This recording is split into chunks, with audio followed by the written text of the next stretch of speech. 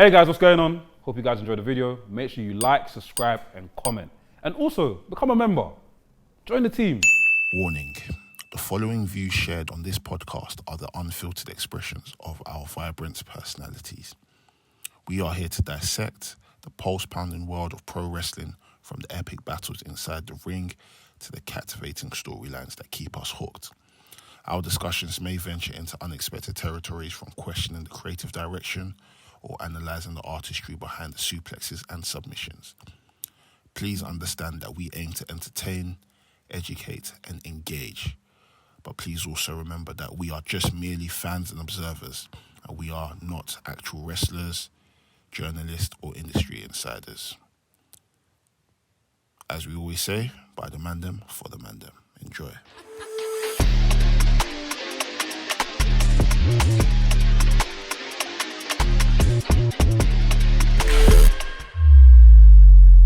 I see a lot of people complaining about the food at Carnival, bro. You see it? The price of The it. price and as well as the taste. Yeah. I've never been Carney, you know. You never been Carnival? Never, bro. Never.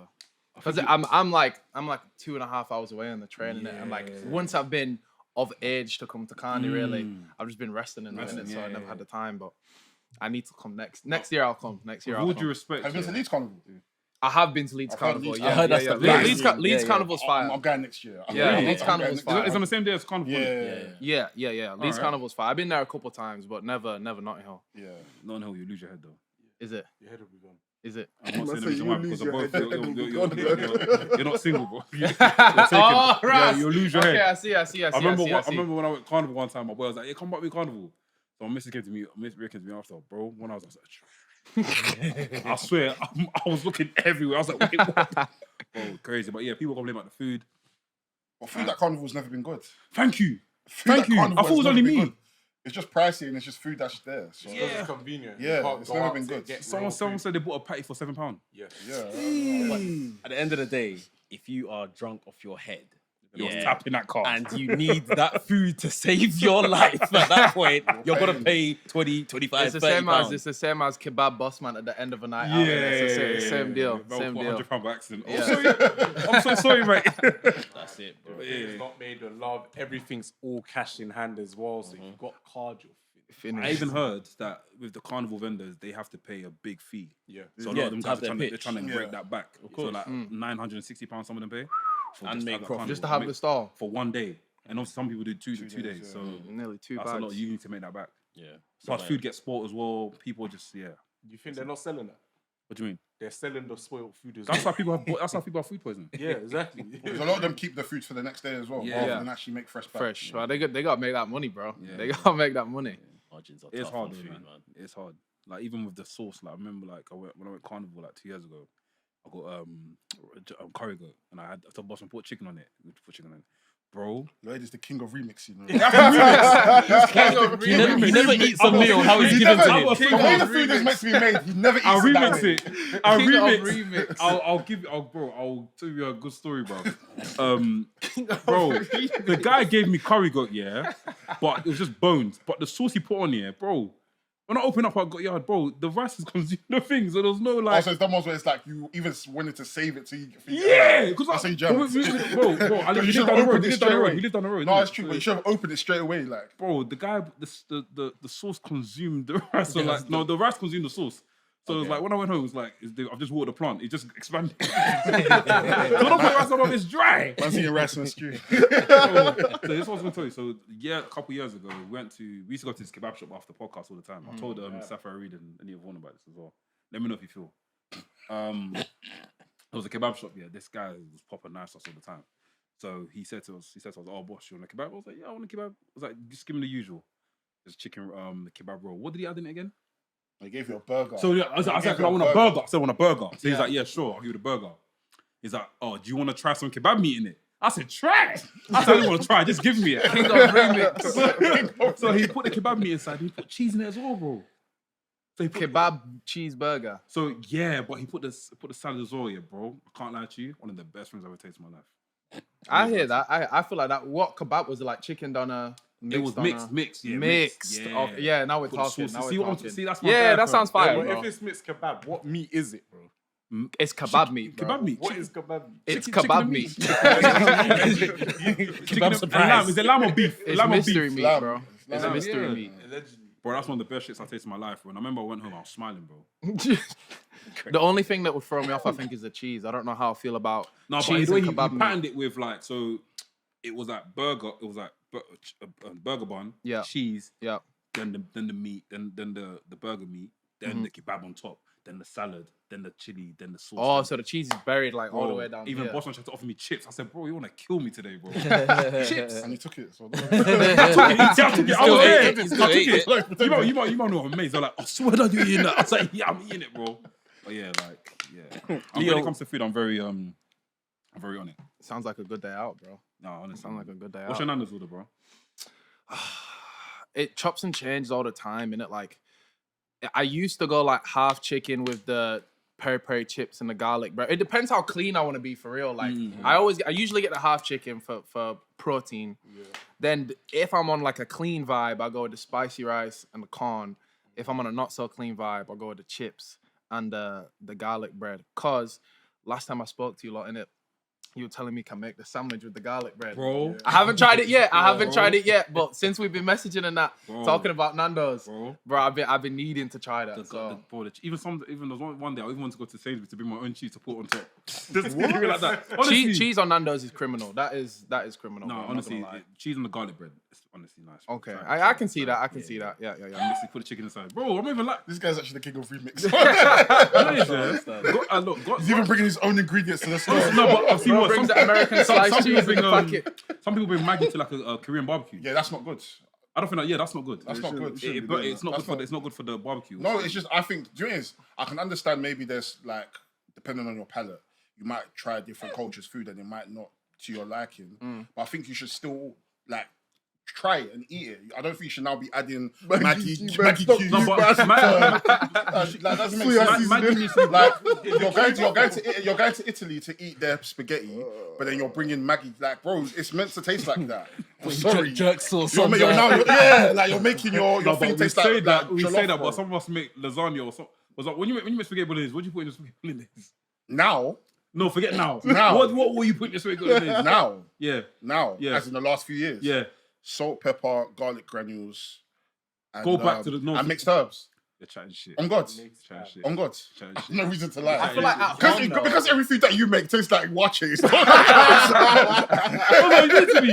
No, but to be honest, I made thing the other day, and I just used garlic, salt, pepper, and there was like a M&S like mixture thing. Banged. I didn't add any Maggi or nothing. Yeah, you don't have to add everything. Like sometimes salt and pepper is good. Yeah, Like when for I'm real, making for that real, scrambled for real, eggs, for real. salt and pepper. That's it. Wait, Yeah. what else you put in scrambled eggs? Salt and pepper. That's it. But what will people in the scrambled eggs before? Beef seasoning, chicken seasoning. God, like, Man's feel like it's tofu. they're seasoning like it's fucking flipping No, but chicken okay, wings, I've got a bro. profession. I put aromat. I put a little bit of aromat. A little bit of aromat. That's fine. A Thank tiny you. bit is fine. You know, aromat bangs. Yeah, a tiny bit is fine. But if you're adding like bears of it, come on, man. I feel like at home though, you have the freedom to do what you want in Yeah, it. But thank you. taking I'm Maggie fucking- to an establishment, Yeah, it's crazy. Yeah. It's crazy. I'm putting on top of the barbecue grill. Nah, Bro, that's I remember I went on a date with a girl. We went to Korean barbecue and she took shea seasoning and put it. That's not good because the next person will eat that and they'll get No, it's not good because we eat fucking Korean food, not Nigerian food. Why are you bringing shea seasoning? What someone's allergic to peanut? That's nothing to do with me at this point. That's nothing to do If with someone's me. Why are allergic to you peanut, bringing it? the whole place is fucked. No, of course, but why are you bringing seasoning to a thing? Just eat the food that they Eat the give food you. how it's prepared. Yeah. I would be offended if I was the chef. Like Oh, if I like yeah, I'm exactly. peeking out the door and I see like people salt and peppering their own meals and that, like it's crazy. It's crazy. We got Liam Slater in the house, baby. That's what nice! Youngest in charge. Fam, Yes, the sir. youngest in charge, fam. And see this podcast here is depending for time. It has. Time. It has. Like, we're talking downstairs, and I was just reminding Leon that we were there for. I don't want to call it his debut, but I'm going to call it his debut. Forget it. Pretty Well, much. his debut Pretty London. much. His It debut Pretty London. was much. our, Yeah. apart from Del. My that I debut in think knew about London. him. You were there. Yeah. Man was dressed in the whole Lakers outfit. Yes. Like, looking like, what can I call it, bro? It's the 0.0. Yeah, and bro, from then, he just caught our eye, man. Honestly, Yeah. and just, Lots of trials and tribulations, but we're here. We're here. man. Makes fucking noise, man. Let's go. Not even just our eye. You caught the world's world's eye. eye, yeah. From Yeah, that for day real. forward, your Thank name you. was everywhere, For bro. real, I've been trying, bro. It's been a crazy journey. And I always say, like, when people ask me, like, this whole journey that I've been on has been such like a spiral of events that I couldn't have planned it if I tried. Like it started at North when like Dereiss needed a partner. Shout out to Dereiss, and his partner wasn't there, so I was on the pre-show and I got pulled into that. I did a 450 and broke the light at North, which got me spotted and put on Progress. Came down here and did the corner dive, which blew up. Then Andy Quilden seen me, put me on Rev Pro. Then I wrestled Speedball. Then Tony Deppen seen me there, put me on GCW in Liverpool. Went to GCW in America. And now I'm the X Division champion. So There you go. it's been wild, bro. It's been wild. Man. Honestly, like if we look at your career so far, this is a goal movie. Do you know goal? You know goal? Santiago Munez. Santiago Munez stuffing. Like honestly, like your career is definitely a career that we can look at and say, wow, this guy is really as the age that he is now, killed it already, bro. I appreciate it, bro. I appreciate it. And it is mad, innit? Because like obviously you would never really want to be content with what you're doing, but it's hard not to be happy with everything I've done so far. You know what I mean? Yeah. So where do we start, guys? Where do you want to start? Let's start from humble beginnings, man. Obviously from Bradford. Yes, sir. Yes, sir. Shout out to Bradford. Shout out to Bradford. Let's go. Shout out to Bradford. CMD, baby. Let's go. From Bradford. How did you get into wrestling? And what? Because I saw the vignette they showed before the match with you and Moose. Yeah. Sick vignette. I'm a vignette geek. I love vignettes. Me too, bro. I'll watch a vignette on TV and I'll strip it down. I know what effects they use, the color grade, all that sort of stuff. So I was probably gassed by that. That's sweet. I saw a different name. I saw Leon something else. Leon Blade. Yeah. So talk to about that, man. Yeah, man. Leon Blade was my my first wrestling name. It wasn't the first idea I had for a character though, innit? Like my first ever idea for a character, and this came from like. So the way I got into wrestling, to kind of answer your first question, was like I used to go over to my cousin's house, innit, and I used to always be on the video games, and as kind of everyone else does. Once he grew out of wrestling, I was like lucky to get his hand-me-downs in it. So it was the video games, action figures, DVDs, like all of that. And that's when I really like fell in love with wrestling. And I remember my first idea for a character ever was Leon, the African warrior. And my sister Lana was gonna be like the African warrioress or whatever she was we talked about at the time. yeah, but she was gonna be my valet in it. And then obviously like I grew past the idea and I became Leon Blade. And I was Leon Blade up until I was like 16 or something. You know what I mean? Like when people in school found my Instagram, they're like, oh, Leon Blade in the corridors. I was like, yeah, maybe not. So I turned back to Leon Slater, and then obviously now here we are. So African warrior. So whereabouts, like, where in Africa are you from? So my dad is from Sierra Leone. Jeez. Yeah, Freetown. I love that. How did the body? How the body? Yeah. The body good. Love that, man. Love that. So yeah, man. So obviously we know you got ties to PPW. PPW. I think Nathan Black's. Yes, sir. Yes, sir. Which I think they're killing it, man. Like I think they were the first school I saw on TikTok that were just doing fun stuff. Yeah, just reels and everyone that, else just looked bare serious, like, but they're having fun and stuff. So. I think I saw a match of you and Nathan Black on from the YouTube. Yeah, that's old, man. That's old. And I think you was wearing like a different attire. Like that was the African gear. That was the African gear. Yeah. I had the so my sister's dad is from Senegal, so I got the green, the yellow, and the red on some black tights that I used to have as like my African gear. I should bring it back, man. I should get man. The baggy boys with the flags on the side. That would be sick. Bro. That would be sick. But it sounds to me like Lana needs to be ringside. She needs to come out. She was at Summerversary, innit? And like if you watching like the shots that like her and my family is in, like she's there for it, bro. Like everybody else is like, yeah, Leon. She's like, Leon! Like she was hamming it up, man. She loves it. She loves it. You started wrestling at what age? 9. I was a week before my 10th birthday, if we're getting super specific. 9. Yeah. Too early. Like there's pros and cons to it. Like obviously I wouldn't be where I am now if it wasn't for starting that young, but I'm sure pretty much every other 20-year-old in the world, maybe apart from like Javon Evans, wakes up feeling a lot better than me. Like don't have a as you sit up in bed, like knees don't crack, ankles don't click. But yeah, man, I don't like this whole journey that I've been on. I don't regret a thing, bro. Like starting at 9, pros and cons, but mostly pros for sure. How at 9 do you find a wrestling school? Because I don't know, me growing up, we've all wanted to be wrestlers. you Yeah, know? Obviously yeah. Now man's a wrestler now, isn't it? Okay, Mr. Wrestler. Come on. Oh no, what's it called? Yeah, growing up, you always like essentially think that We need, for you we to need to become turn this sign to an arrow that says I'm at that next week. He was trying to be humble about it too. Fam, innit? he's He too was humble. like, oh yeah, I'm a wrestler now. I was like, oh, hold the applause. no, like growing up, you know, of course you want to be a wrestler, but you just automatically think for you to become a wrestler, you have to go to America to do it. For sure. So how was it finding a wrestling school at the age of 9? So I guess I was lucky to come up in the time that I did, where like Google was super accessible in it. Like we had like smartphones by the time I was 7, 8. You know what I mean? Where I feel like a lot of people in generations that a little bit older than me didn't have that easy access. You know what I mean? So like as soon as I knew what Google was, I was, how do I become a wrestler? Okay, wrestling school. Wrestling school is near me. You know what I mean? And at the time, excuse me, it was a school called UKW, which was in Wakefield, I think, when I started, which was only like 35 minutes away from Bradford, you know what I mean? So it's fairly close, and like I've mentioned it before, but I'm so lucky to have like such a supportive kind of home unit of my mum and my sister, you know what I mean? So as soon as I kind of showed it to my mum, she's like, he showed us like no age requirements for that, because we like looked on a bunch and it'd be like 14, 16, 18. But UKW at the time had like no age restriction in it, and it was less than an hour from my house. So once I showed it to my mum, she was like, okay, like, let's do it. And then I've just been off and away ever since, innit? That's lit, bro. Hey, big up Mumsy, man. Big up, Mumsy. She's the MVP. She's the MVP.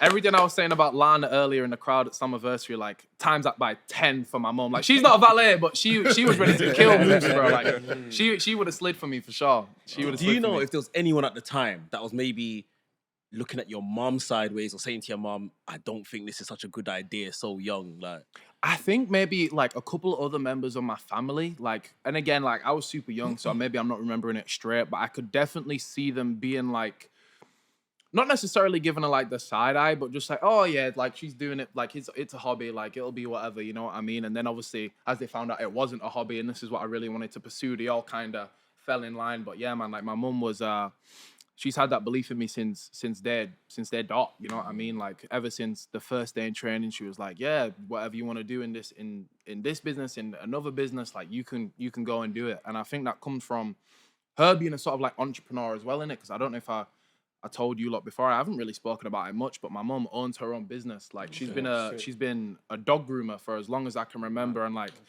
again, it's a super niche crowd, but like in dog grooming, bro, like she is the actual goat. Like she has people write books about her. She's written books. Like I remember going to all the grooming conventions when I was little, and like a bunch of like, regardless of where we were, like Europe, England, people come up to like, oh, Joanne, please sign this book. And I was like, my mom's a superhero. So like, I think just having that upbringing and her having that kind of mentality got passed down to me, and she like installed that in me almost, you know what I mean? So I think regardless of whether people looking at her sideways or me sideways, like we've always kind of had this belief that we would end up in a place like we are now, you know what I mean?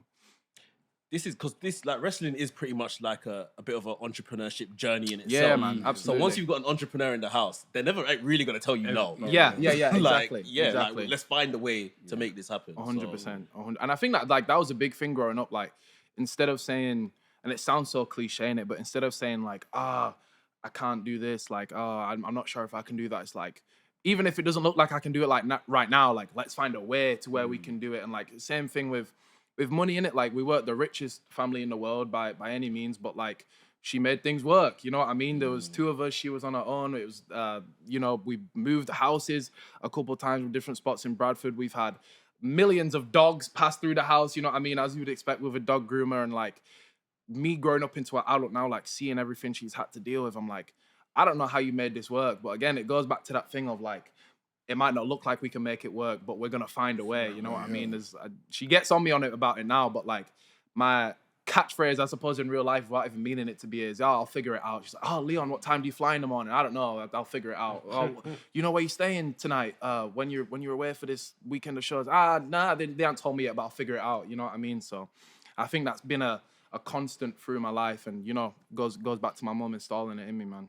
Yeah, that's dope, man. Lloyd mentioned PPW earlier. What does the name Liam Slater mean to you? Everything, bro. Everything. I'm gonna get a little soppy for a minute. But yeah, bro, like honestly, like Liam changed my life, like on a wrestling perspective and as a person, you know what I mean? Like I first met Liam when I was 15, 16 maybe, you know what I mean? So I was like a kid. And I was okay at doing wrestling moves, you know what I mean? But I wasn't like a wrestler, you know what I mean? So he took me from a pretty athletic kid that can do wrestling moves into a wrestler, you know what I mean? And like through all stages, whether it was like my first like initial indie run or like up to this point now, like every match I have, I'll ask him, oh, did you see this? What did you think of this? Every promo, same thing. And like even outside of that, again, like kind of going back to my dad and him not being there growing up so much, it was super cool for me to have someone that was number one in a line of work that I wanted to be in. So I had that kind of wrestling role model, but also outside of that, like all the time that I would spend in his cars going from to and from shows when I was doing ring crew, or like even just to go and help him out and keep him company while he was a bit busier, you know what I mean, before things started kicking off with PPW so much. It was cool for me to just have that kind of older male role model figure, you know what I mean? And I'd always tried to take it from wrestling, I think kind of as we all do, you know what I mean? Like I always looked up to Jeff and Matt a bunch, Shelton Benjamin, you know what I mean? Like we all have these kind of heroes and idols within wrestling, but they never really feel like real in it. Like they're always on a screen and you never really know like what's real and what's not. So to have Liam, especially at that time in my life, like as a teenager turning into a young adult, I think he's been very, very important to my growth as a person in it. And it's super cool that everything's kind of come full circle where like we started and we were super, super close, and then I got busier and he got busy with pursuit stuff. So we kind of grew apart a little bit. But now with all this Rev Pro stuff that's coming up, he's been with me more there. And like obviously we've just had the weekend of anniversary shows, which was incredible. Talk about that. Yes, well, we absolutely will. And he was there for both days with me, you know what I mean? So to have him like on the biggest shows in independent British wrestling by my side, it was cool, man. It was really, really cool. Just mentioned the Rev Pro anniversary show. We could talk about that one, but I want to talk about you and Michael Oakley. Let's do it. Yeah, let's do it. This might sound hyperbolic, but I think people are not going to understand what that match means to black wrestling fans. They won't understand until maybe like the next 3-4 years. For sure. Like for you guys to have that prominent position during this prominent weekend for Rev Pro, just as a fan and as someone that knows you, someone that knows Michael, that's a huge deal. It's a big deal, bro. It's a big deal. And I think people are starting to kind of understand it, but I don't think they're going to understand it until like the next 4 to 5 years. But how was it getting, like you and Michael have wrestled a bunch of times. So it's probably easy. It's probably easy for you guys at this point. But how was it what was it like going into that match and, you know, putting this match together, and even some of the bumps that I saw? He's a psychopath, bro. He's was it a jumping knee that you gave him? Yeah. On the My corner. Lord. And then he just fucking Falls bumped on the outside. like, what the He's a fuck? psychopath. He's made of Michael Oakley's made of rubber, bro. I promise you. Yeah. But yeah, man, the match was real cool, and like just the excitement for it. It was another one of those where you can feel the excitement for it in the build-up. You know what I mean?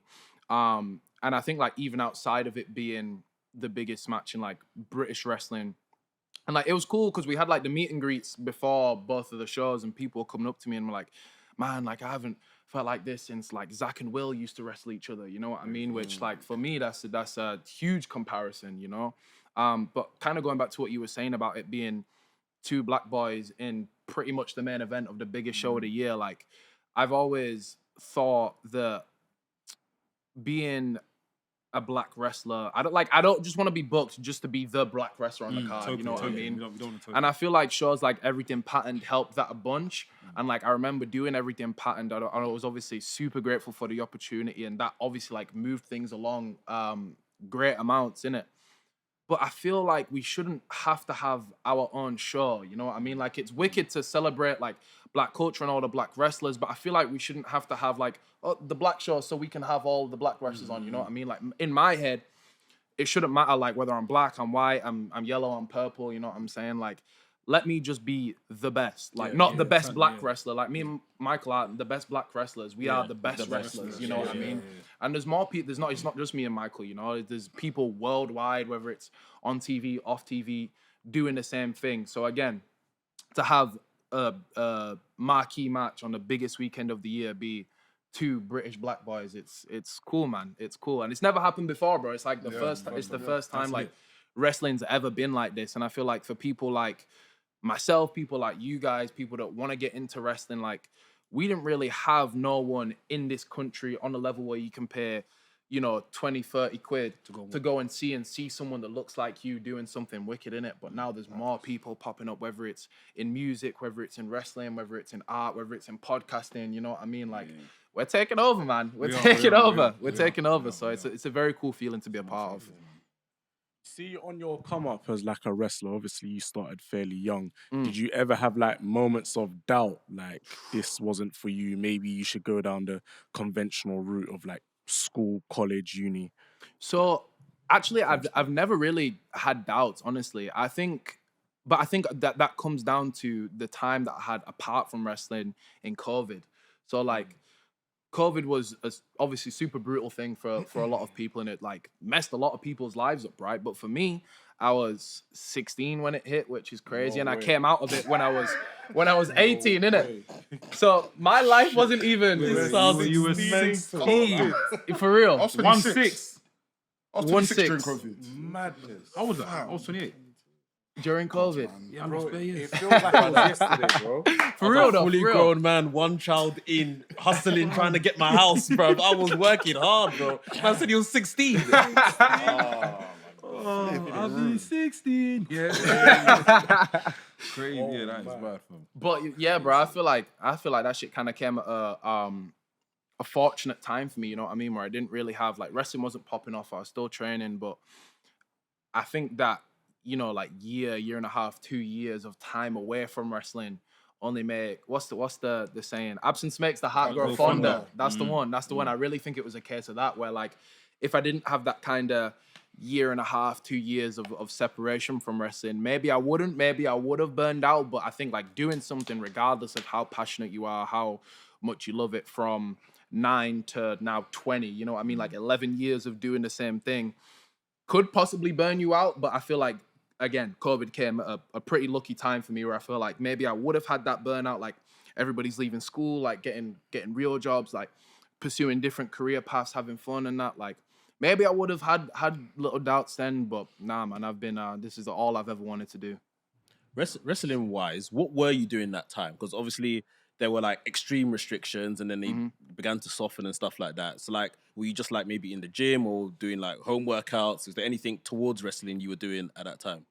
So for real, bro, my brain like to wrestling honestly switched off. Like when COVID hit, like I was like through the whole thing, I was watching wrestling, keeping up with what was going on like the TV that was still happening.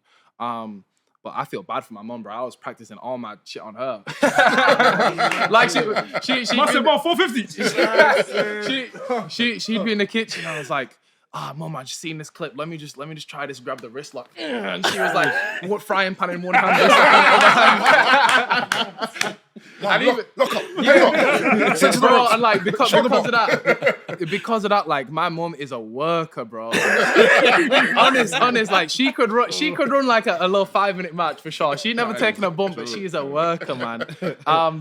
So it kind of started off like that, and like I was just trying to keep myself in the loop. But as it started getting further and further on, like there was no end goal, I suppose. You know what I mean? Like there wasn't a day like when everything was gonna come back, or sometimes there was one and then it'd get pushed back and cancelled and stuff.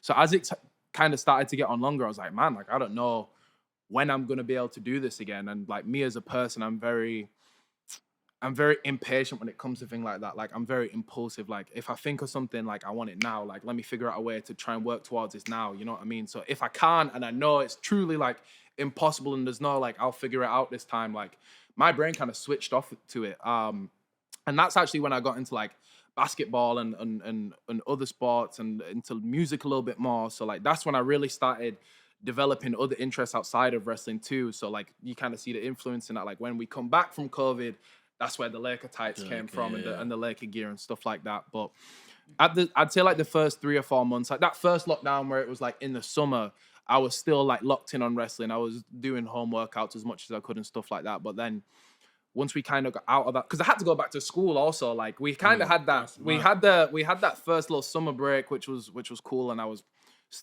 trying to stay like locked in on wrestling. And then we came back to school. We did September to December, like we did the Christmas break in school. And then we were meant to come back in January, obviously. And we just never did until like March. And then we did March to May, and I did GCSEs and left. That's evil. I know, bro. I know. It was crazy, bro. So like, I wasn't in the year. There was a year before me that completely missed their GCSEs, and they just got their predicted or whatever. Predicted grades, Yeah, but I was the one where like I didn't sit at like in the hall, like isolated desk and everything. It was almost just like a mini assessment in classes, how I sat mine. But yeah, like I was kind of in and out of school during lockdown, like trying to make sure I was doing okay in that, at least. And like my other interests, like music and basketball, had grown. So there was a point in lockdown really switched off to wrestling for real. But obviously once things opened back up and training opened up, and honestly, like the most important thing was when PPW opened, that was just like a whole new world. And then I was straight back in, and now, you know what I mean? Here we are. Just quickly, obviously, as a team, you're wrestling and you're studying. I can imagine some of your peers, maybe they played football and it was hard for them to kind of navigate, doing school and that. Yeah. What was it like as a team to navigate studying and wrestling at the same time? So it probably not as bad as you think, bro, because like at the time when I was in school, like it wasn't like I was booked every weekend, like going here, there, and everywhere. You know what I mean? Like wrestling at that time was just a hobby, innit? Like a very passionate hobby, and like something I was working hard at, but it was something I'd go training on like a Saturday, maybe I'd go on a Monday. We'd do shows like the training shows like once a month. Maybe I'd go and like towards the back end of that kind of time, maybe I'd go and help Liam out on a show on a Friday or a Sunday, you know what I mean? So like my schedule on the wrestling side wasn't so busy, but like if I was even close to like the schedule I'm on now, there'd be no way, bro. I'd be getting Fs in absolutely everything in it. Fudge. Yeah, fudge throughout the paper, bro. But yeah, like the wrestling, I was really only training at that point in it, so the balance was balancing for sure. What does the name Dereiss mean to you? Damn, I don't know, bro. 1, 2, I 1. don't know. A lot. Same. It means a lot. It means a lot, honestly. That's my boy, man. 0121. And the new Progress World Champion. Clap it up for the boy. Clap it up for the boy. Dereiss. He's on fire. He done He's well, on fire. man. He done well.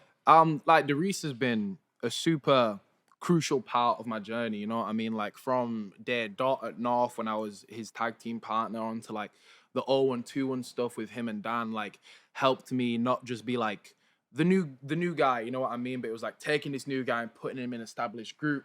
It helped me like elevate up in terms of like what's the word? Not persistence.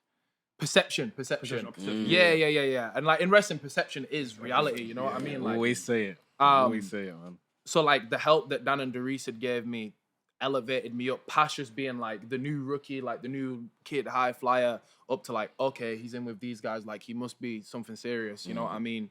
And then like even past that, all the matches we've had against each other, all the tag matches we've had with each other, it's weird, innit? Because like as much as we kind of grow apart wrestling wise, innit, like his career is taking him one way and mine's taking me a little bit of a different track.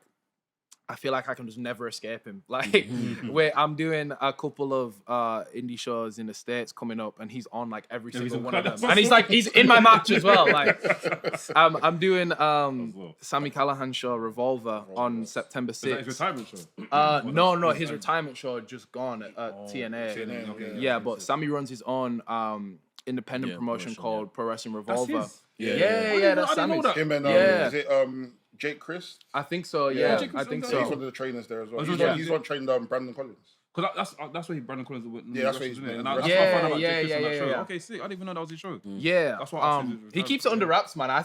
If I run something that successful, I'm my talking name about would be everyone, all bro. over it, bro. Yeah. So shout out to Sami, but like I'm looking forward to doing his show on September 6th. And like it's cool because they named it after me, and it's like called Clean Slate, and everything's like purple and UFOs and that, which is wicked. Lit. And then I see my match get announced, and man like Dereiss, and I'm like, bro, how is this guy here? away. How is this guy here?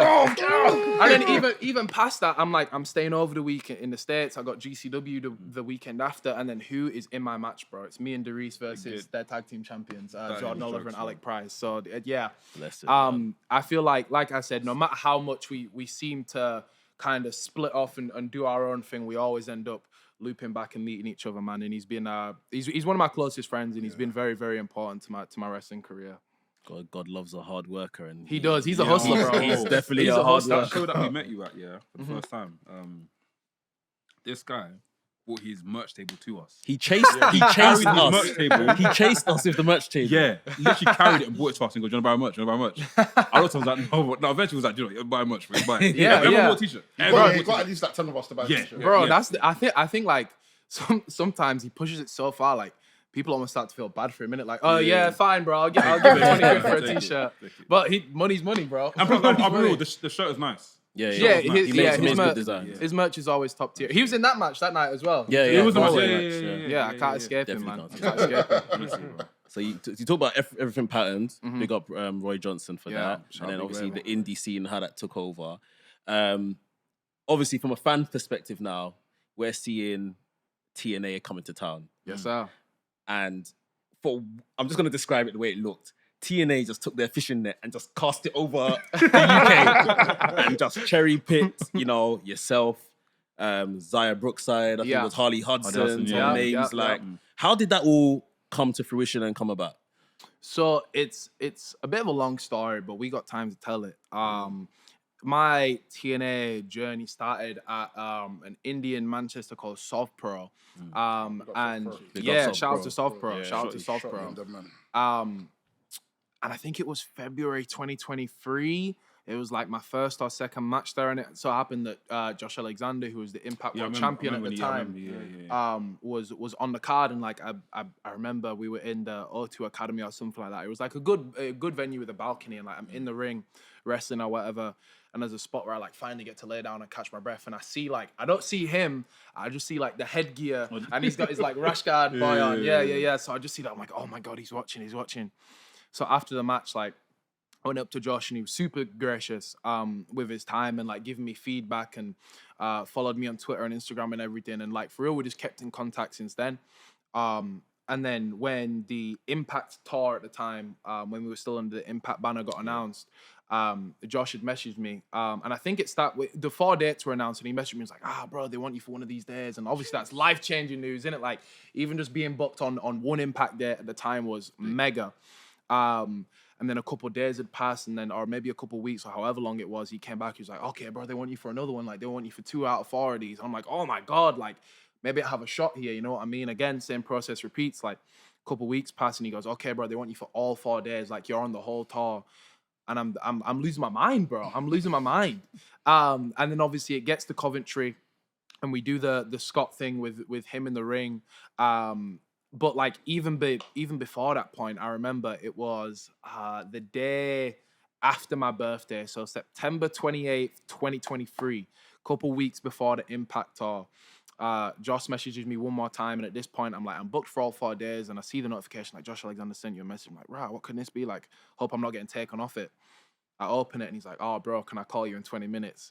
And I looked at my phone, and I said, I was like, is this it? And like my girl was with me at the time. I said, hey, look at this. Do you think this is it? And she's like, I don't know. Like, let's we were at her house at the time, so we drove back to my house, whatever. 20 minutes went by, he called me, and he said, we're excited to have you on this 4 days. I said, oh yeah, me too, man, me too. I can't wait. And like whole time I'm geeked, like my heart's beating. And he goes, oh yeah, they were wondering if you want to make this a full-time thing. Oh, and on the phone, they was wondering. Like, yeah. and on the phone, I'm saying, yeah, bro, like, yeah, maybe I'll think about it. And maybe. Off the phone. You see, you know the AJ Styles clip. I'm jumping, I'm running. Same thing, bro. Same thing. So I go, yes, of course, bro. Like, yeah. I'm so happy. He gets him to send through the paperwork, and like the only reason they did it, we had to do that call before us because of the visa and the paperwork and Yeah, all them official things there. But then it was obviously announced officially in Coventry with me signing the contract on Scott's back after wrestling Frankie, who's obviously a TNA OG. And then ever since there, we've been off to the races, bro. And then here we are. I feel like I said that a bunch, but here we are. Here we are. Even speaking of TNA, I think we should speak about, I'll say, one of the most finest moments I've seen you in yet. The match with Moose happened, which is also a great match as well. I enjoyed it. Shout out to Moose as well. Shout out to Moose. The match finished. You get your collapse and stuff. Then you're about to walk out. Then you hear AJ Styles' theme song. What is going through your head, bro? Because me, I can't lie, I would have melted. Bro. I would have melted to the ground, bro. Everything and nothing at the same time, innit? Like obviously it was announced that he was gonna be there, and I'd hoped maybe I'll get to meet him and shake his hand. Like I think I'd met him maybe once before, and when we were in like around Atlanta, which is where he lives, I think. But like I seen him during the day and like kind of gave him the nod. I didn't really get a chance to speak to him. So wait, you didn't know that he was gonna come out? I had no clue, bro. I had no That's clue. genuine. I've been saying this to people, innit? Like if I knew beforehand, I would have played it so much cooler. Like in my head, like if I knew it, I'm like, all right, AJ Styles about to come out. Like let me sit there, arms crossed, belt on my shoulder, like I'm ready. Nah, man, let's get ready to fly. And I'm jumping, I'm knees to chest, I'm running around. Like, yeah, it was mad, bro. It was mad. And like there was a point I remember where it comes up to the chorus where it's like, you are, and I'm getting ready to sing in it. And I can't hear the music, bro, because the pop was so loud. Like the crowd was drowning out his music. And it took me a second. I was like, am I like out of time here? Or am I like, is my rhythm gone? Like, is my white side taking over for a quick second? And then I realized, like, no, like I look around and I see everybody like has the same reaction that I do. Like everybody's like hands on head, like screaming. I'm like, nah, okay, I'm still here. But like, it's just the crowd was too crazy. And then like obviously the fact that he took his time after like 10 years of being away from the company that he built to sing my praises and put me over is extremely special, bro. You know, it's something I'm never ever gonna forget. Like it was mad. That's a big deal. It was mad. Big deal. Also, there's like a picture that went around as well. I hope you got that framed up, by the way. The picture I'm about to explain. There's a picture of you guys sitting on a case. Oh yeah, and afterwards. you and AJ Styles are having a conversation there. Are you allowed to disclose what was spoken about? Of course, yeah. So like, it was kind of like a 3-part conversation of like, at first, obviously my immediate reaction, like as a young wrestler, and you have AJ Styles who's just watching your match, I was like, oh please, any feedback, and you gave me a couple of pieces on like my selling, my positioning, and stuff like that, which was obviously super helpful. But like, even more than that, I appreciated like probably like the 10, 15 minutes after that he took to talk to me about just like real life stuff, you know what I mean? Like whether it was managing like family life and the road life and stuff like that, or even just like one of the big things he was preaching was how important it is to stay true to yourself, innit? And like regardless of how high your head gets in the clouds, like your feet have to remain on the ground. And like it's something I've always been told, whether it was like Dan Maloney or Liam or any of like my mentor figures, you know what I mean? Like it was a constant thing that I was being told. Not because, or I hope it wasn't because my head was getting too big, you know what I mean? But just people looking out for me. But to have all of those people say it and then it to be like solidified by AJ was very cool. It was like very validated, you know what I mean? That I am doing the right thing. And then like the kind of third part, we got into talking about God a little bit actually, because obviously he's a very, very religious man. Yeah. And he was saying just how important his relationship with God has been to his success and to what makes him, you know what I mean? So ever since then, like I've been trying to build my relationship with God a little bit more, you know what I mean? Because I've always been kind of spiritual. I'm a big believer in manifesting and speaking things into existence and visualizing things. But ever since that conversation, I've really been trying to hone in on that stuff, you know what I mean? And again, like even probably more so than what he was saying in the ring, like that's something I'm gonna cherish forever, you know? Yeah, facts. There's like a big thing with wrestlers finding God or being with God whilst wrestling, and I think it comes with that whole madness that you're on the road 24/7.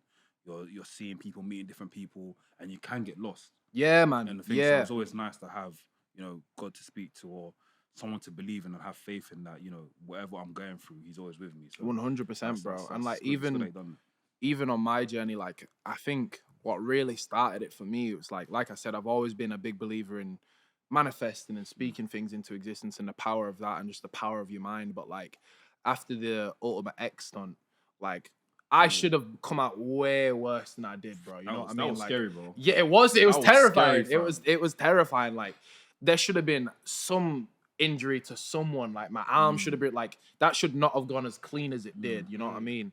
So it was only like after that and like I'd been praying like before my matches, just before I go out the curtain for maybe like a year and a half or something I picked up from Maloney.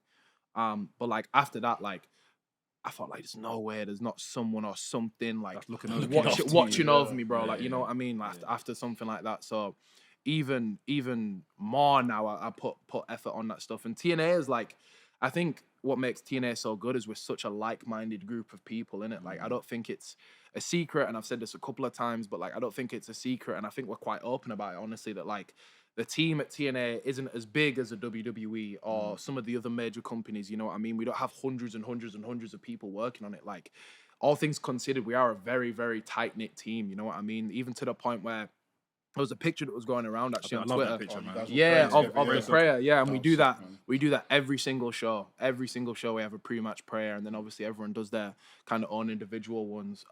So yeah, man. Like I think just the power of God being on your side and watching over you and being guided by Him is something extremely strong that I'm still like exploring and learning about. You know what I mean? So it's an exciting journey, bro. And I'm glad that I have all of these people at TNA that are like-minded and are on the same page as me when I'm on that journey, you know.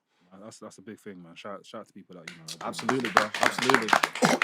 If AJ Styles gave me advice, I would have done tattooed it on my arm. Yes, I'll be using it every day like the Rock and John Cena. Promo on the wrist. Man would have said 1 Honestly. minute. Let me get my voice memo out. You say that again? Literally, like. Oh, hilarious, man. I wanted to ask you, how does it feel to be X Division champion? Just because, like, for a lot of us here, we grew up watching TNA. Yeah. And for us, the X Division was the most exciting thing to see on TV. Like, it got to a point growing up, I was a bit dejected about WWE, but then discovering TNA was like, holy shit, this I was the is same way, bro. mental. And like some of my favorite, like whether it's AJ Styles, Kid Cash, Low Key, Alex Shelley, Chris Sabin, Sanjay Dutt, Amazing Reds, who beat the record for the youngest Yeah. champion. Like, how does it feel to be X Division champion?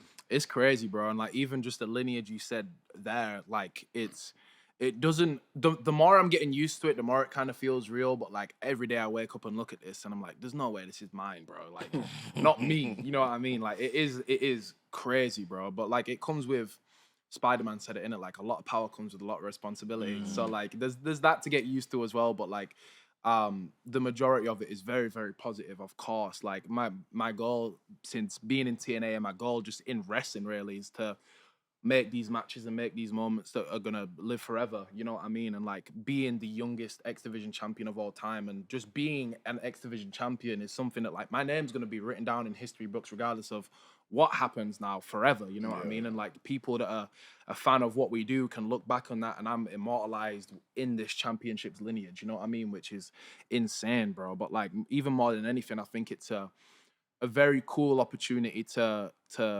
make the X Division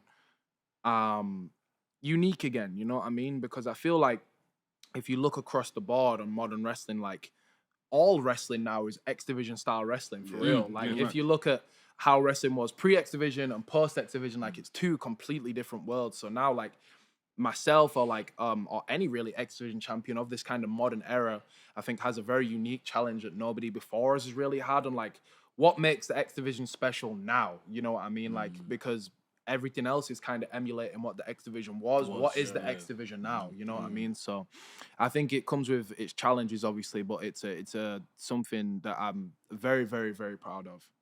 I always feel like when a company puts a title on someone, there's like a level of responsibility that's being passed along, or like it's almost like an anointing situation. Like, right, maybe you're one to watch, you're one that we're gonna see how you deal with this situation. Do you feel like outside of like you're saying trying to bring some more meaning back to the X Division, or in your own likeness. But do you feel like a level of responsibility now you've got this title?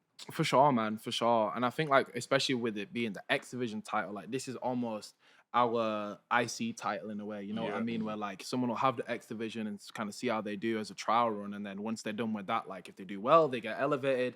If they don't do so well, they just kind of stay on that level, you know what I mean? So it's like I said, it's an honor, but it's definitely a big like test for me, you know what I mean? And I'm trying to not get stressed about it too much, you know, because you can't let that pressure get to your head, but I'm taking it a step at a time, you know what I mean? And like you said, it's I think more than anything, like obviously having the belt to hold and to give my mom and to have in my room is cool.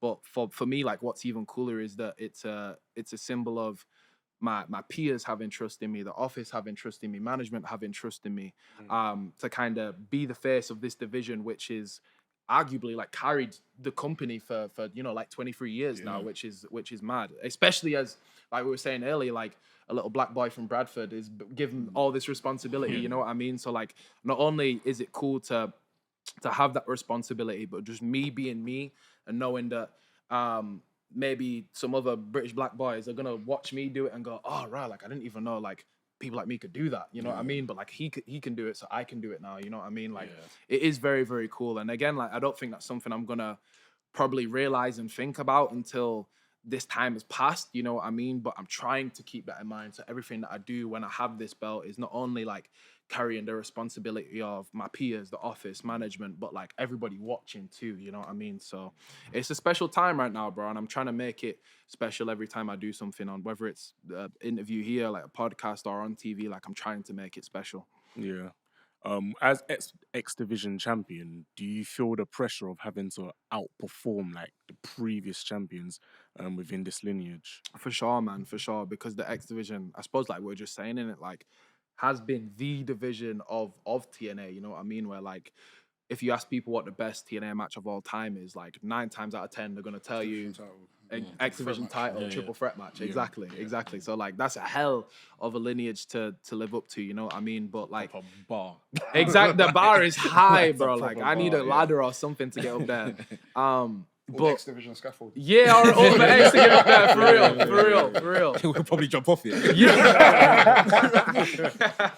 Oh, fam. But of course, like with the pressures, it's almost like the pressures can either weigh you down or the pressures can prop you up. You know what I mean? And I'm trying to let them prop me up, not to the point where like every time I go out the curtain, I'm thinking about like, oh, I have to beat that triple threat. Like I have to do what AJ Styles did. Like like I'm almost using that lineage to boost what I'm doing and to make it my own and to make it unique. You know what I mean? So there's two sides to it. Of course, there's a lot of pressure, but like I'm trying to take that pressure and turn it into something that I can use to make this reign special. You know.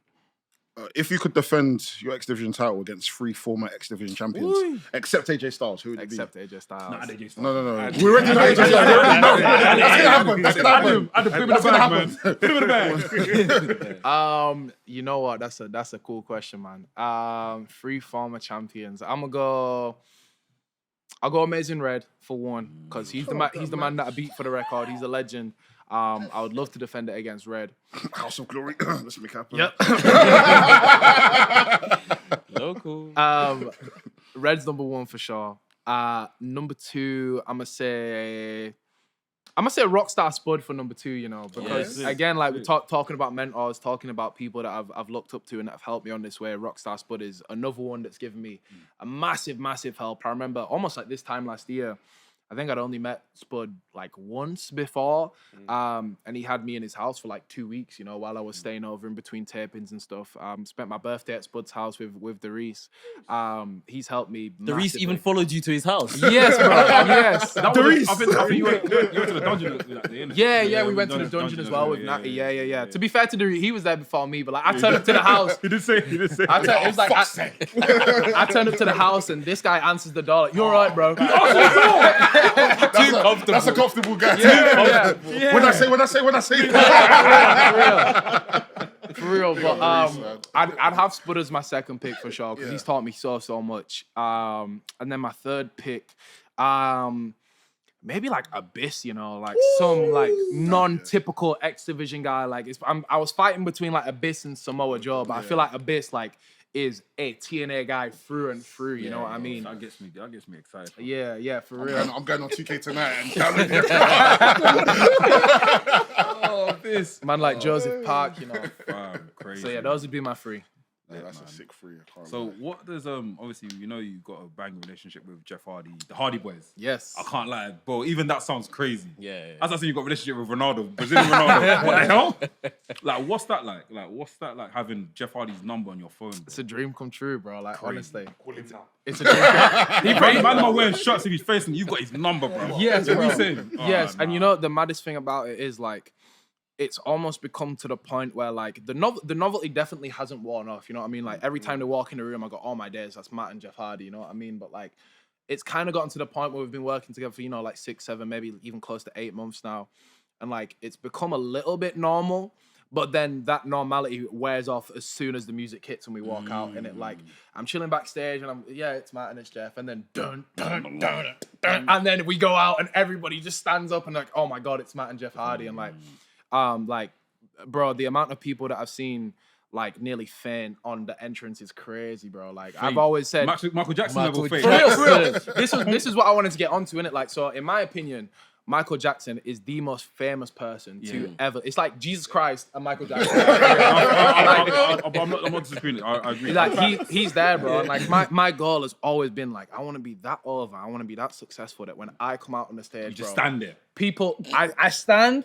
My sunglasses are on and people pass out, bro. And the closest thing, Them ones where Dereiss is getting attacked and your music's playing. And everyone's just popping. It's like, for real. bro, go save it. For real.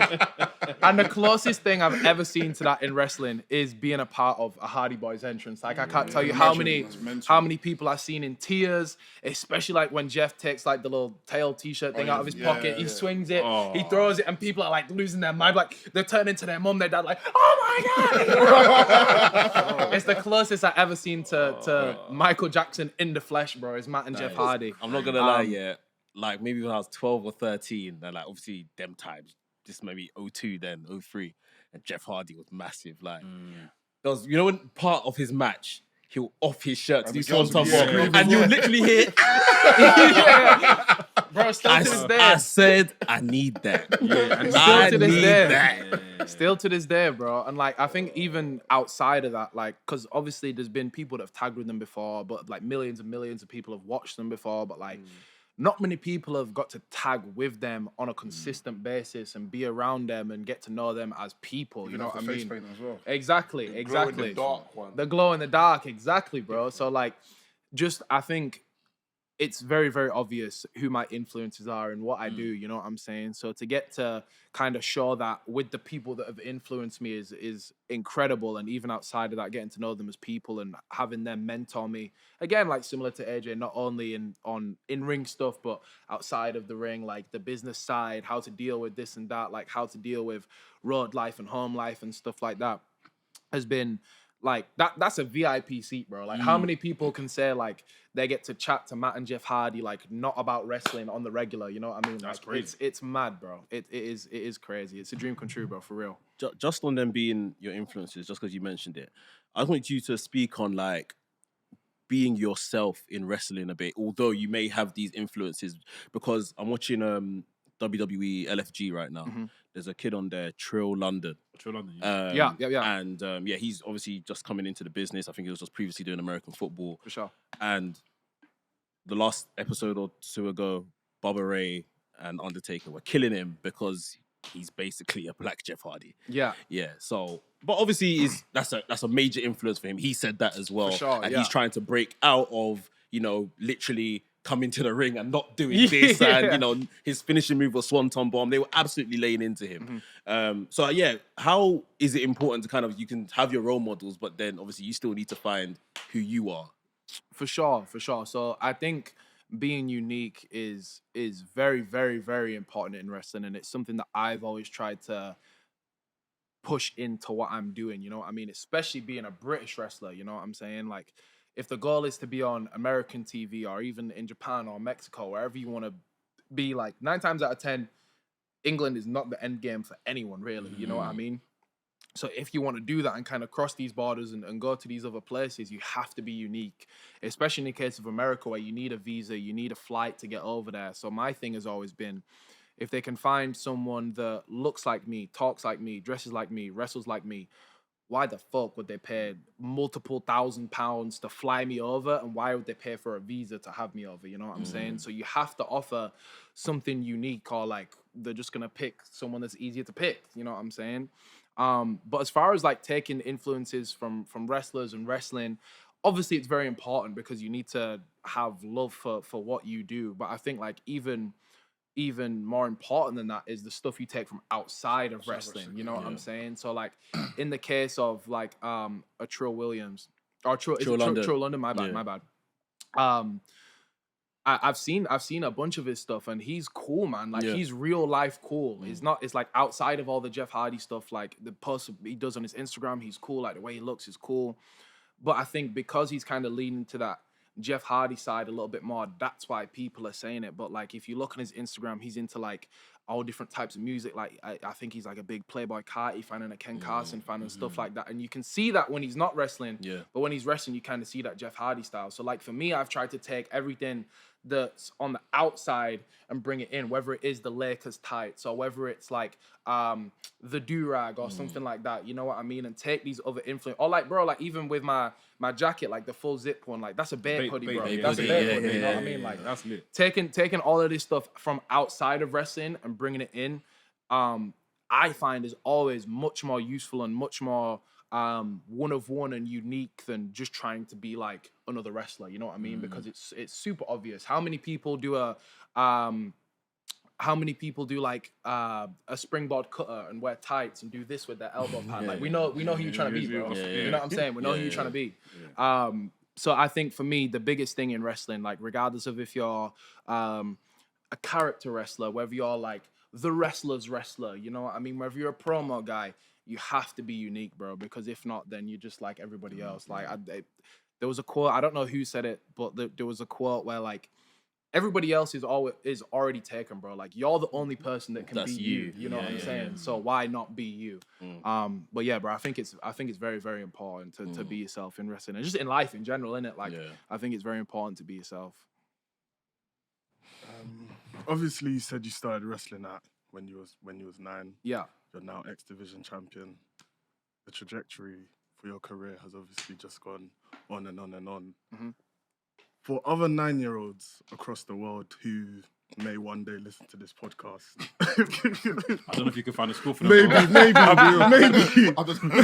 don't know what school you can find. What would be your advice to those kids?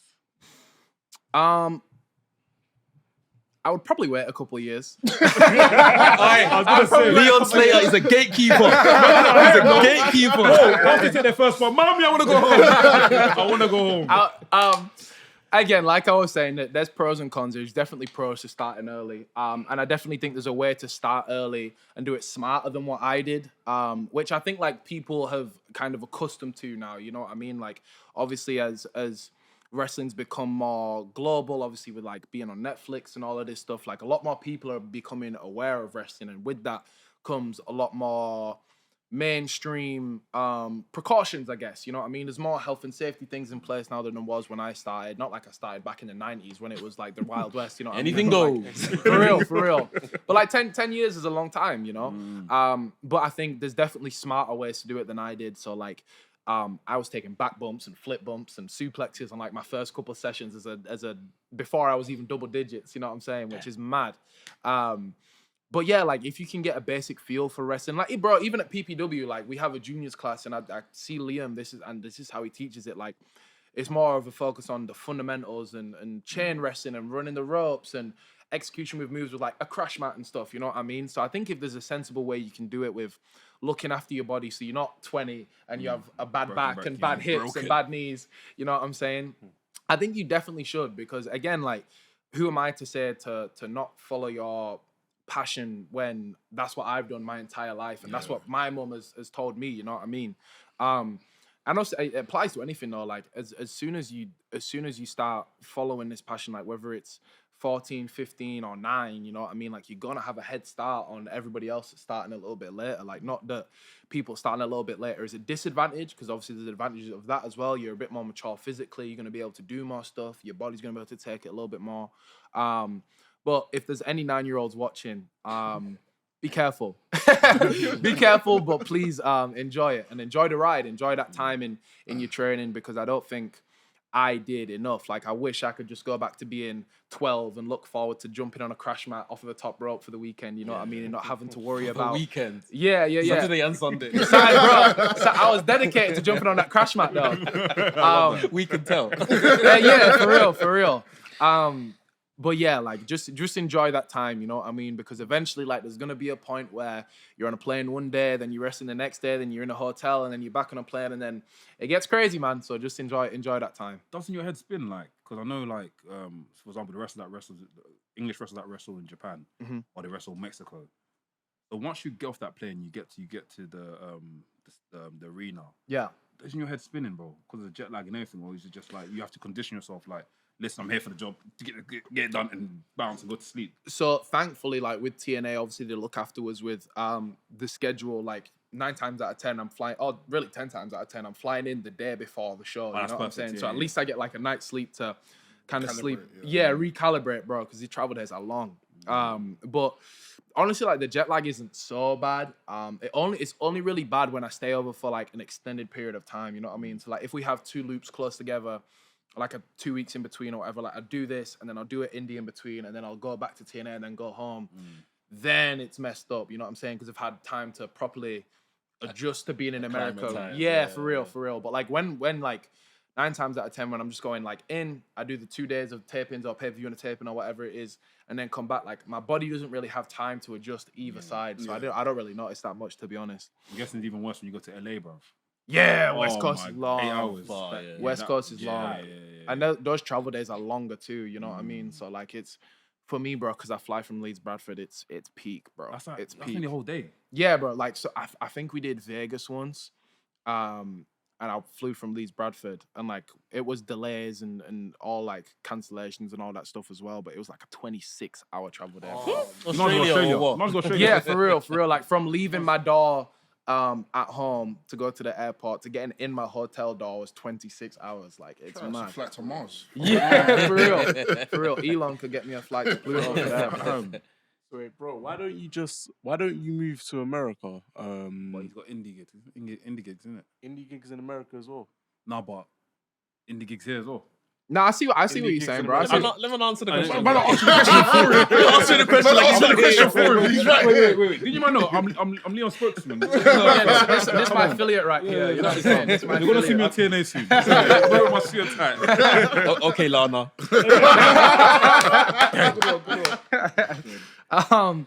Nah, like, it's been a question that I've been asked a couple times, innit? And like, it's something I debate quite often, and it's something that inevitably is gonna happen. You know what I mean? But I think, like, where I'm at right now, bro, like, obviously I'm still doing independent stuff here, and yes, there's independent stuff over there as well. But there's gonna be a point in my life, like I said, where like I have to move there, and I'm not gonna be able to see my mom and see my sister, see my grandparents, my aunties, uncles, and all of that for these periods of time that I get to, like, as often as I get to. You know what I mean? So I think for right now, I'm very content with my schedule in terms that I get to be, I get to go to America and be a Hardy boy and be the X Division champion for a couple of days, and then come back and have my mum make me breakfast and speak to my sister and stuff like that. You know what I mean? So I'm trying to enjoy this time in my personal life. Exactly. In my personal life as much as I can while I have it. You know what I mean? And again, that's not me saying that I'm not going to move to America anytime soon. You know what I mean? Like, obviously there's a lot of talk about a TNA TV deal, and like, if we go live every week, obviously that's something that can't happen. You know what I mean? I'd be more than happy to move over there. Like, I don't know how long this period in my personal life is going to last, whether it's a week, a month, whether I move tomorrow, you know what I mean? But whatever that time limit is, like, I'm trying to enjoy it as much as I can right now. You know what I'm saying? That makes sense. We spoke maybe like 3-4 weeks ago now, and obviously on the night you won this, it was kind of captured really, especially, you know, backstage, something that TNA's never done before in this documentary piece that's now on TNA Plus. You want to talk about that as well, so people can kind of, get this insight of you behind the camera and stuff as well. For sure. Yeah, man. Fade to Black, Slammiversary Fade to Black. It was on YouTube for a couple of days, I think, but it's on TNA Plus for sure. And if you want to go on TNA Plus, you can use code Leon YIC to get yourself a month free. Youngest in charge. Upselling.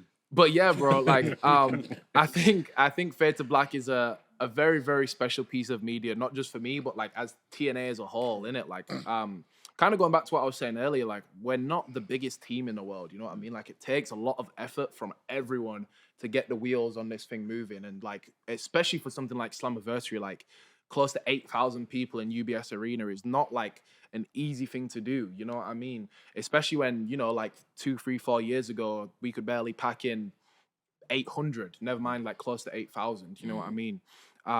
So like, it's not just capsulating my journey, and obviously it's super cool to have that historic day for myself and being able to look back on certain conversations and certain moments of that day because it was the best day of my life.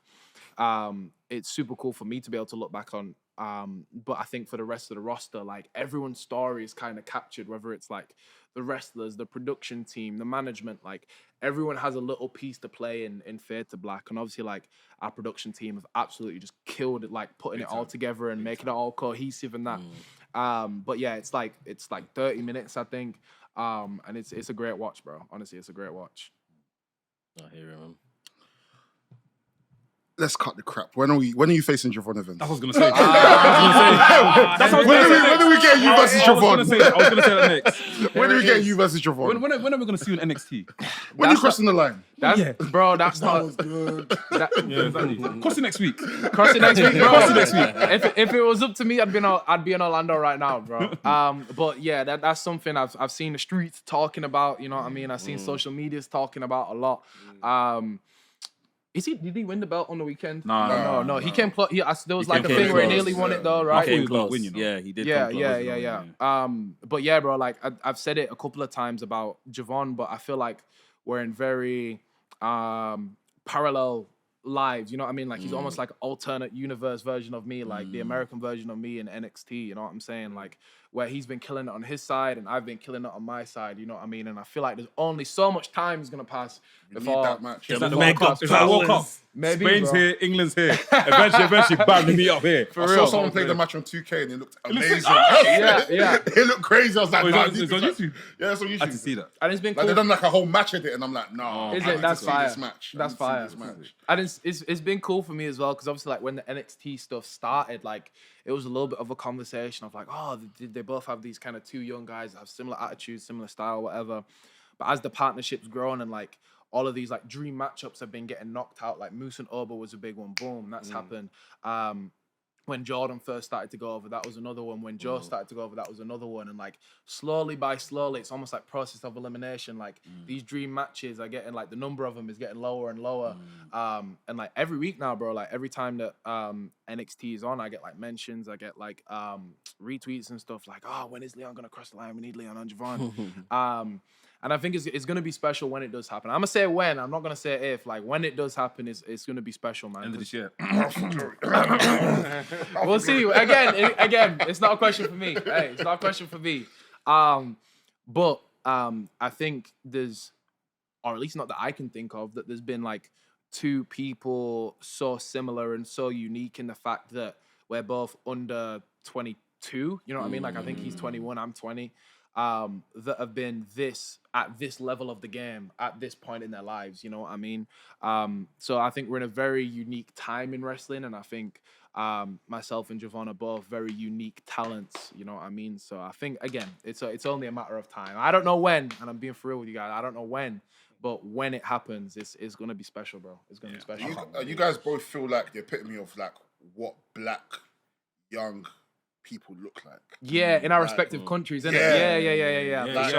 It's true. Like my younger brother can look at you and be like, yeah, I've got the same hairstyle as Leon. I dress like Leon, and I've got cousins in America that look exactly like Javon. Exactly. And I think proper sick, man. I think and we didn't really grow up with that. Like, a lot of the wrestlers that we grew up watching, it's not like they were black. They looked like us, but they didn't. There was nobody that we can look to that we'd hear their voice and be like, oh, voice. Okay, someone I can resemble as like. Now, even looks wise, like Looks a are lot of big. them, they didn't dress like bro. Look at the way I love a lot of these wrestlers, but even the way they dressed, they weren't dressing like us. Yeah, Different, for real. yeah, They different. weren't like The Rock weren't dressing. I mean, The Rock maybe in the 90s, but Sean Benjamin weren't dressing the way we were dressing. Yeah, You know what for I mean? real.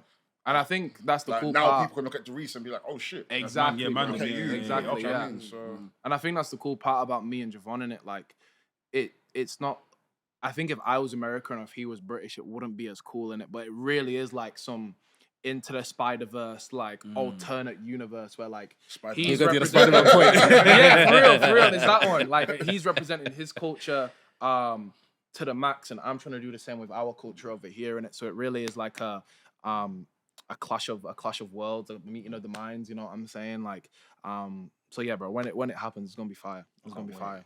You said you're into Manifestation. Yeah, Bound for massively. Glory, October 12th, I want to Yes, say. sir. Yes, sir. If not Javon, who else? There's only one, bro. There's only one, and I think we all kind of know the answer. Okay. It's got to be AJ, bro. Okay. It's got to be AJ. I think Okay.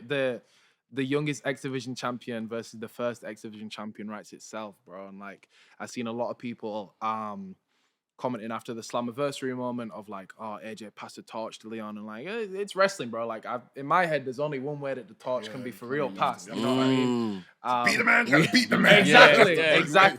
Exactly. So hopefully at Bound for Glory, it's one of the two. But again, I don't know what the wrestling gods, I don't know what everyone has sketched up for me. But if it was up to me, it'd look something like that for sure.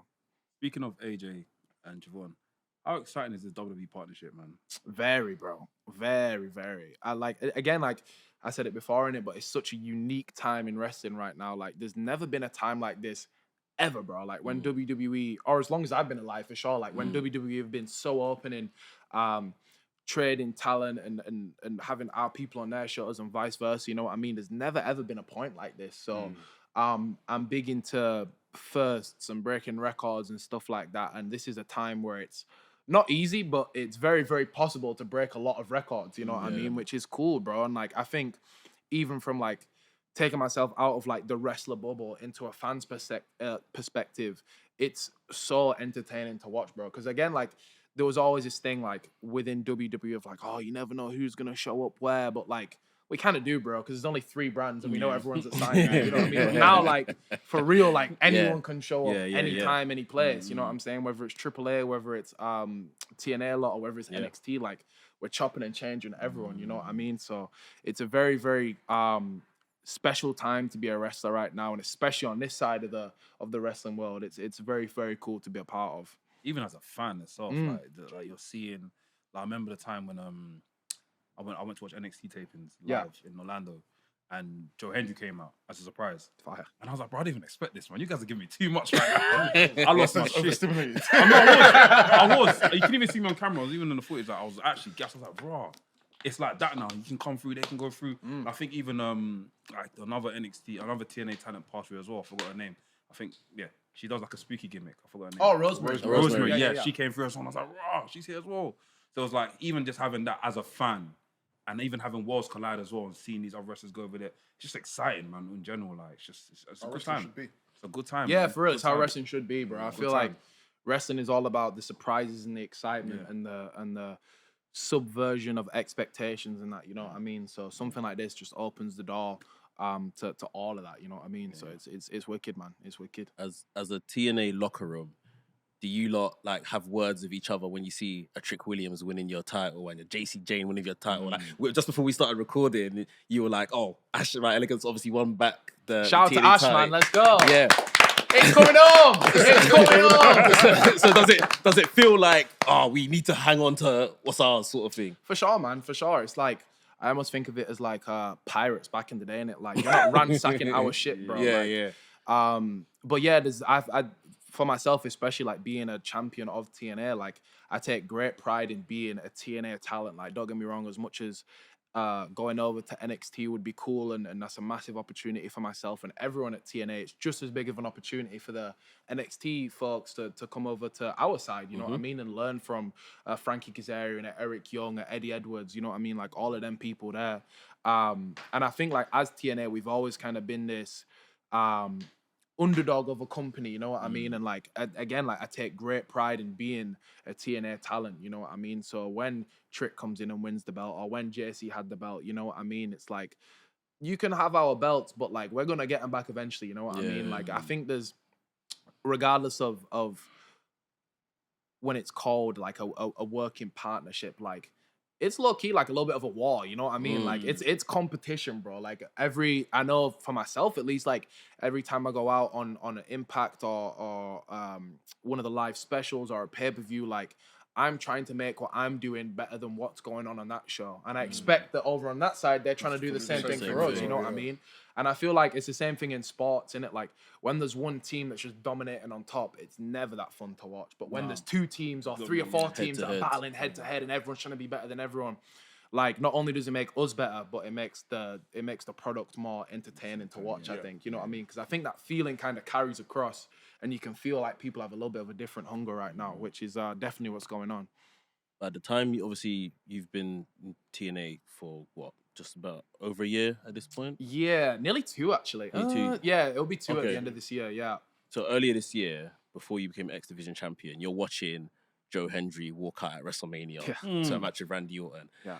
In terms of feeding your appetite, what does that do to you to make you think like, raw, like I don't even have to like work there to kind of get on that stage? Yeah, I don't even go here. Like, does that kind of, you know, wake up something within you that, you know, the sky's the limit sort of thing? Yeah, for sure, man. And like I think you even kind of get that from watching from the outside, innit? But as someone again that's in a super lucky position to be quite close to Joe, like I consider Joe a close friend of mine, you know what I mean? So not only have I seen his rise through the eyes of like a spectator, not only have I seen it through like someone in our locker room, like I've seen it as a friend, in it, like, so every little step behind his journey I've kind of got to be a part of. And like, bro, when I first got there, my first TNA show, Joe Hendry was not even meant to be on the pre-show. Like there was some type of travel issues that went wrong, and Joe ended up getting put into the pre-show match, bro. And now he's wrestling, like 1 year later, like for real, like 365 days later, he's wrestling Randy Orton WrestleMania. You know what I mean? So just to be around someone like that and be able to be a part of that process. Like I was there when he was on the pre-show. I was there when he was losing at Slammiversary and Bound for Glory. I was there when he won the title. You know what I mean? Like this whole journey has just been so cool to be, even if it's like the tiniest part. Like I feel like I've been a part of that journey in a sense. You know what I mean? And got to see Joe rise through the ranks. So not only has it been cool to watch, it's been cool to be a part of, and it's very, very inspiring. Because again, like we were saying earlier, like you never know who's gonna take inspiration from what. Like what I'm doing now might be inspiring someone that I don't even know exists right now. You know what I mean? But to have that inspiration and be able to see that play out step by step and see him bridge the gap, you know what I mean, to stuff that didn't even exist. Again, like we talk about doing firsts, he's done so many, you know what I mean? So to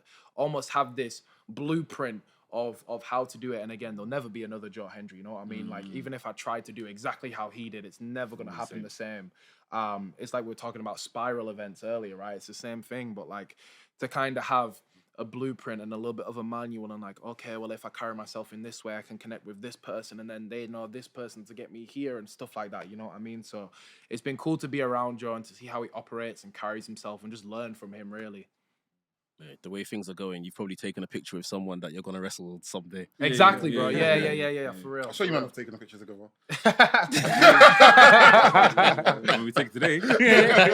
I'm joking. But, what does a pre-match playlist look like? Bro, I'll show you got the same mind. You're about to ask that I was too? gonna ask because I was gonna ask you the same thing.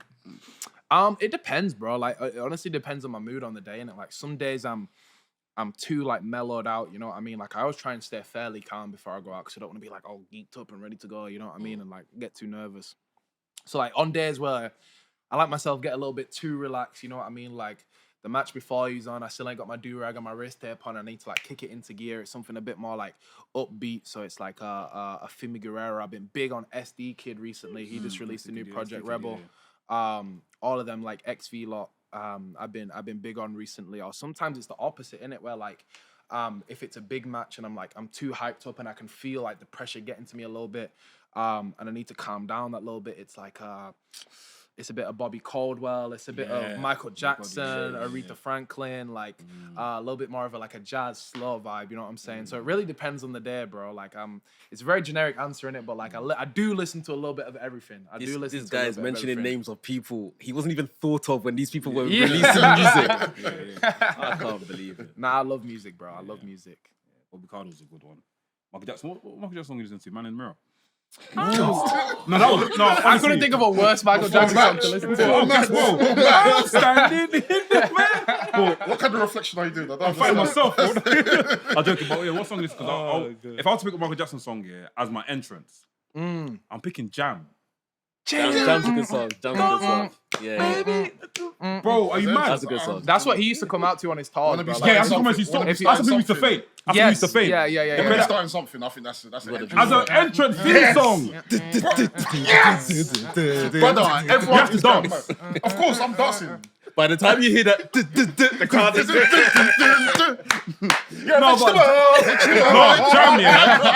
Jam is Rey Mysterio. Bow! Yeah. Are you crazy? That's very Mysterio. Come on, man. Bro, I'm picking Jam. Jam is my song, bro. Maybe Ghost as well. Ghost is good. Yeah. Ghost is good. I love Ghost. I think mine might be Rock With You, you know, because that little, that little drum pattern on the intro. Bro, as soon as that's like glass smashing, bro. You know? I think it would be Rock With You for me, for sure. MJ's the GOAT, bro. MJ's the GOAT. Honestly. No, it's crazy because sometimes I just watch, like, my favorite concert of all time is him in Bucharest. Sometimes I watch Is that the one where he's in the gold jacket? Yes, bro. Yes. And he's just standing there, the gold pants, This or whatever he's wearing. I love it. Like, some space, I watch man. it sometimes, I'm like, bro, I can't believe this guy's gone. Yeah. That's crazy. It's like what you said before. God's Michael Jackson. Yeah, for real, bro. For real. And like, even for me, it's the other way around, innit? Because I remember being like maybe 3, 4, 5 when like the news of Michael Jackson came on TV. Wait. When he You were passed. 3, 4, you're 5. Probably, he passed in 2009, innit? So I was probably like 4, 5. Oh, wait, when he passed. Yeah. So when he passed, I kind of have this faint memory of like 15. I just done my GCSEs. So I remember like it kind of coming on the news, innit? And my mum was like, "Oh my god!" Like she was stressing. I was like, My mom was crying. "Turn CBeebies back on, man!" Like I didn't know what it was, innit? Yeah. So to me, it's almost the other way around. Like you can't believe I can't believe he was real, bro. You know what I mean? Like I just like wish a I could have myth, seen him in real time. Yeah. Same. That's one thing. That's one guy I wish because I remember he done the This Is It tour, and my dad signed up for the tickets. He didn't get the tickets, but I was like, you know, we're gonna try and watch it on TV anyway. Then they see the rehearsals and stuff. Then months later, he's gone. I'm like, wait, what? This don't make sense to me. His concerts were shown on TV, bro. TV, bro. That is famous, man. TV. As in prime time, not as in Prime BBC One. time. Yeah, No, you're not. I don't think you're man deep in it. BBC One, like his Live Aid, or My his mom was like. at the Wembley show. And Your mum told me, yeah. Brazy. She got the merch and everything. My dad has all the VHS. Brought all the VHS. Yeah. People are saying like, oh, like Drake's the closest thing we're gonna. Drake is not even close, bro. Taylor Swift is not close. Beyonce is not close, bro. Yeah, I can't. I don't think there's no one touching Michael Jackson. Nobody It's touching different because Michael they're at Jackson. a time where you have to go outside Yeah. to see these people Very true, and appreciate very it. true. So when you get, obviously everything's so digital nowadays, you can kind of take for granted, like, you know, I don't have to go out and see him. I'll listen or watch online, or Yeah. he'll come to my city some other time. That's you know, true. like, But even on the flip side of that, like, it low-key makes it more impressive, bro. Because I swear Thriller's like the best-selling album of all time. Yeah. And that's people walking out of their house, And buying walking it. to the shop, taking cash from their pocket and go, let me get Thriller. Not just like Apple Music, download, Yeah, download. You know what exactly. I'm saying? Like, that is crazy, bro. The fourth that is mad though. It really is Jesus then Michael Jackson. Like, it really is, bro. Because I'm thinking like, imagine like now obviously you go on Spotify, see someone get 1 million plays. But the thought of someone going to the shop and buying a thing and buying a physical copies. bruv, I remember HMV and Virgin Megastores Virgin and Megastores, yeah. Zaffy and them things Zaffy, and yeah. tenner to buy a CD. Yeah. Yeah, man. Crazy, man. Mad, bro. Don't worry. What People was you watching on CBBS? I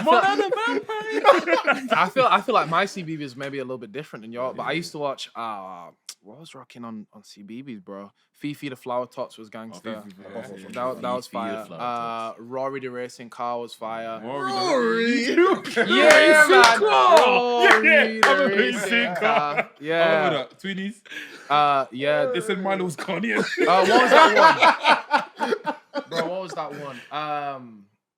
64, 64, 64 Tulane. Balamori? Balamori! What's the story in Balamori? Yes, The way to Balamori.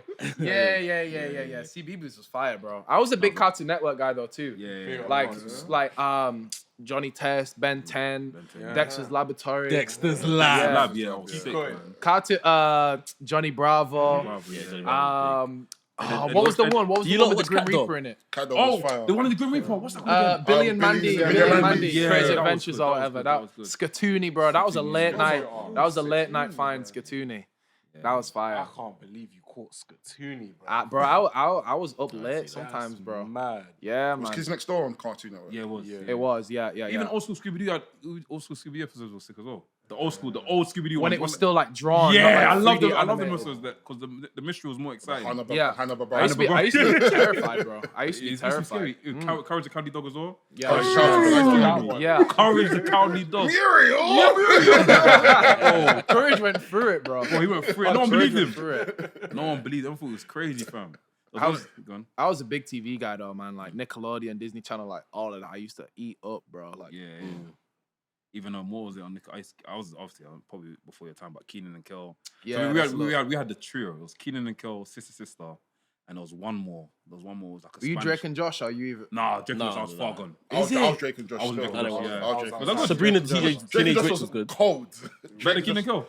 Oh, you didn't watch Keenan and Kel? I did watch Keenan. Bro, I'm not that. What the hell? Am I old or young? No, but okay, I was talking about prime time Keenan No, and I Kel. watched it. Yeah. Yeah. You were there. Yeah. I was there, bro. I was outside, man. I remember Good Burger though. Good Burger was Burger. good. Good Burger, yeah. Give it a Good Burger. Yeah, Can I over take the your Good order? Burger. Can I take your order? Take that.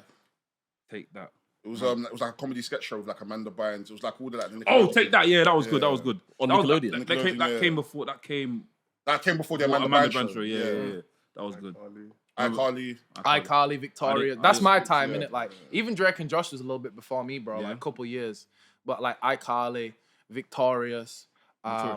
Zoe 101. Zoe 101 with Britney Spears' sister. Yeah. Yeah, that was pretty. And What was Ariana Grande? That was Victoria. That was Victoria. She was main- But she had a spin-off though. It was called Sam and Cat. She had a spin-off. Oh, Sam and Cat. Yeah, my brother Yeah. used to watch that. Yeah. And then Disney Channel was fire too, bro. Like, Disney Channel what was it? Kim Possible. Yeah. Wizards of Waverly Place. Phineas and Ferb. Phineas and Ferb. Let's Phineas and Ferb go. was good. Corey in the house. Raven. That's So Raven. Yeah. Corey in the house. Yeah. Corey in the House. Yeah. Sweet Life of Zack and Cody. Sweet Life of Zack and Sweet Cody. Life. And even Sweet Life on Deck. Sweet Life on Deck. Sweet Life Yeah, on Deck. man. I remember I used to watch these shows, and sometimes they'll like have like a special guest, like a wrestler. And I used to be I know what gassed. you're Bro, John Cena was on. What was he John on? Cena was on. I know what he's gonna say. He was. Yeah, he was on Hannah Montana. He gave the little brother at AF. Bro. Yeah. I said, ah. There was another show that I watched. I think it was that Stone Cold or Rock. I think it was that 70s show. It used to come on Trouble sometimes. That 70 show. That That's 70 with show. Ashton Kutcher. Yeah. Yeah. There was an Yeah. episode where they had Stone Cold and D'Lo Brown in it. D'Lo Brown was Yeah, there. D'Lo Brown. That's such a random pair. It was like a random match. They were just wrestling in it. So That's a mad combo. Speaking of that, yeah, just obviously this is obviously side stuff here. I don't know if you know. I don't know if you knew, but today I found out this week that Eddie Guerrero wrestled in Crystal Palace. For real? Yeah. Oh. As in FWA. Crystal Palace. Guerrero FWA. Yeah. It wrestled was a Crystal tag Palace. match, wasn't it? No, it was a tournament. Was it? Yeah. Oh, King of England. King of England. Jodie yeah. Fleischman. Yeah, I Jodie remember Fleischman, that. yeah. Well, I don't remember it, but I know about No, it. I found the whole pay per view. For real? Yeah, it's on YouTube. I sent Yeah, you gotta to send me that link, bro. Yeah, That's I'll crazy. come Who believe did he it. wrestle? He wrestled a few guys. He wrestled Doug Williams, Doug Williams and Scott Parker. Scott Parker. No, Scott Parker. Something That's Parker. fire. Yeah. That's Eddie fire. Guerrero in Crystal Palace. Yeah. Why'd they take him that far, man? I mean, Eddie Guerrero got on a bus from and he went through Brixton. Crazy, man. But yeah, man, Leon, appreciate you coming on the podcast. Of course, man. bro. I've been wanting to make it happen for a long time. Long time coming. Man, honestly. Where can people find you if they don't know you, if they live under a rock? Leon Slater _ that's on Twitter, that's on Instagram, that's on YouTube. You can use code LeonYIC for a month free on TNA Plus. Yeah, that's me, baby. That's me. Sick, man, sick. And before we leave, can you just call out Javon one more time? we need some head. I'm joking. I was about to go promo though. Fightful. For real. I ain't stopping you. Nah, I ain't gonna go too crazy, but Javon, bro, if you're watching, whenever you're ready, bro, this X Division title's here, ready for you to challenge for, my dog. Yes, sir. Let's go. Let's go.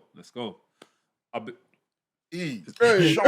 He's skipping him Sharp. out. But it's gonna be weird. It's gonna go. You No, go. no, You go it's first. not, I've been an Arfi. I've been laps. I've been Leon. Doughboy. Hola. Mex. Wrestling's podcast, the coolest wrestling podcast in the world. By the man them. For the man them. That's out. What's up, people? It's your boy Mex, the WrestleManiac, if you will. Please make sure you like, subscribe, and comment. And we appreciate your support as always.